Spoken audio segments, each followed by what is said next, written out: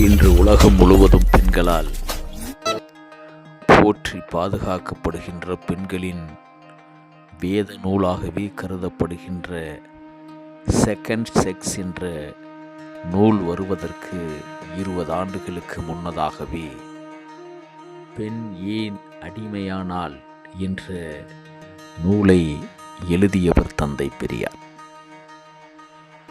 பெண்களின் அகப்புற உலகங்களை மிக நுட்பமாக அலசி ஆராய்ந்து அதை அறிவியலோடு பரிணாம வளர்ச்சியோடு பொருளாதாரத்தோடு நில உடைமையோடு கற்கால சமூகத்தோடெல்லாம் ஒப்பிட்டு ஆய்ந்து அறிந்து சொன்னவர் தந்தை பெரியார் அவர்கள்.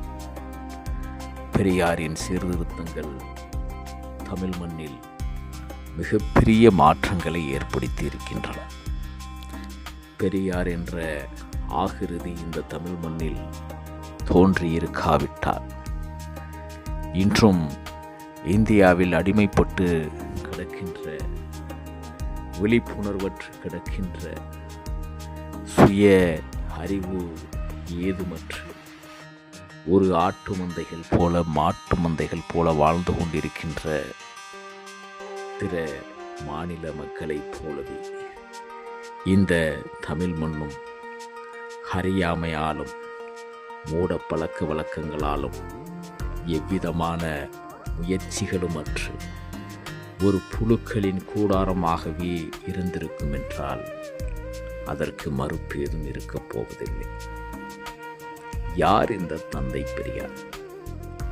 இந்த பெரியார் இறந்து 52 வருடங்கள் கடந்த பின்னரும் கூட இன்றும் தாக்குதலுக்கு உள்ளாகின்றாரே, வன்மங்களுக்கு உள்ளாகின்றாரே.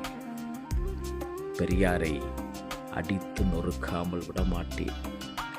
இது பெரியார் மண்ணல்ல, பெரியாரே ஒரு மண்தான்.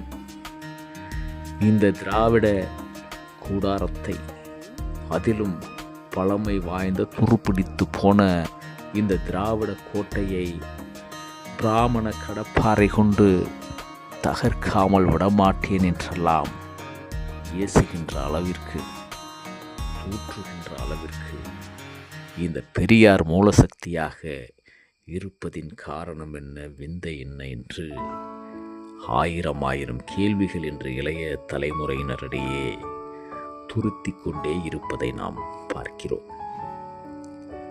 நாகரீகம் என்றால் என்ன?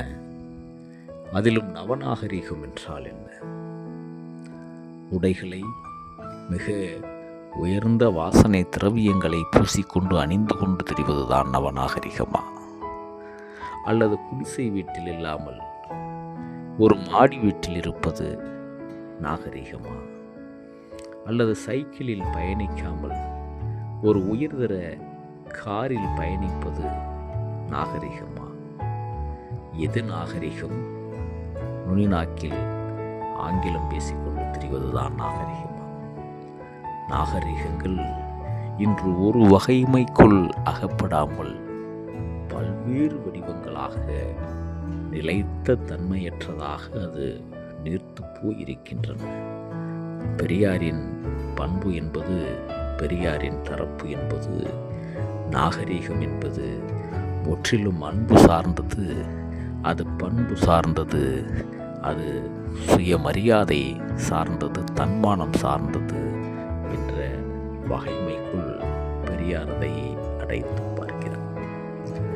அன்பிற்கினிய தோழர்களே, தந்தை பெரியார் அவர்களை புரிந்து கொள்ள வேண்டுமென்றால் பெரியார் வாழ்ந்த காலத்தை புரிந்து கொள்ளுதல் அவசியம். பெரியார் வாழ்ந்த காலத்தை மட்டுமல்லாமல் பெரியாருக்கு முன்னதாக இந்த தமிழ் சமூகம், இந்த இந்திய நிலப்பரப்பு எப்படி இருந்தது?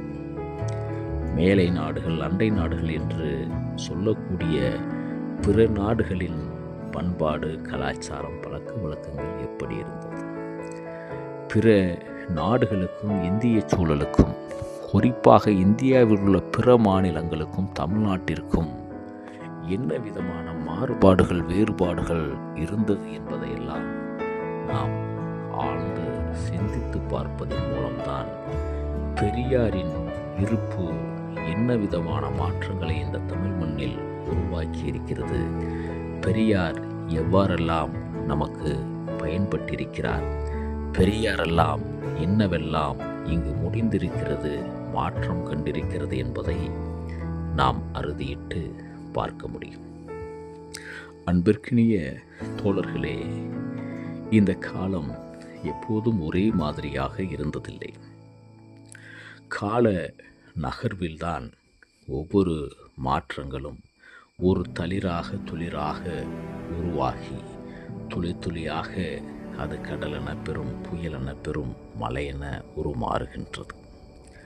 கால சுழற்சியில் மெல்ல மெல்ல மெல்ல பழமைகள் தேய்ந்து நீர்த்து போய் புதுமைகள் தம்மை உருவாக்கி கொண்டு உற்பத்தி செய்து கொண்டு மீண்டும் மீண்டும் தம்மை புனரமைத்து கொண்டே வருகின்றன. இந்த கால ஓட்டம் பல்வேறு மனிதர்களை மண்ணோடு மண்ணாக ஆக்கியிருக்கிறது. ஆனால் அப்படி பெரியாரை ஆக்க முடியவில்லை என்பதுதான் வரலாறு.